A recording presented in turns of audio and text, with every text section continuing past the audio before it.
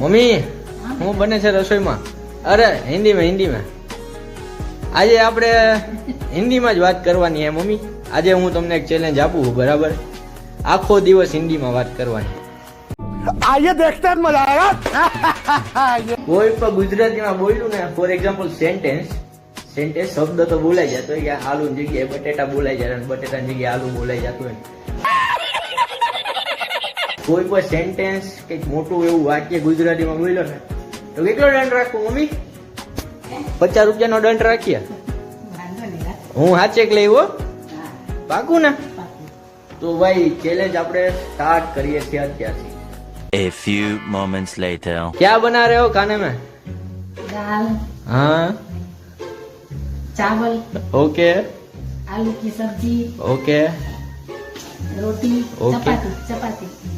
हाँ, रोटी भी चलती है, हिंदी में रोटी भी बोलते हैं, मेरे को मालूम है. हाँ, और और पापड़, छाछ। हाँ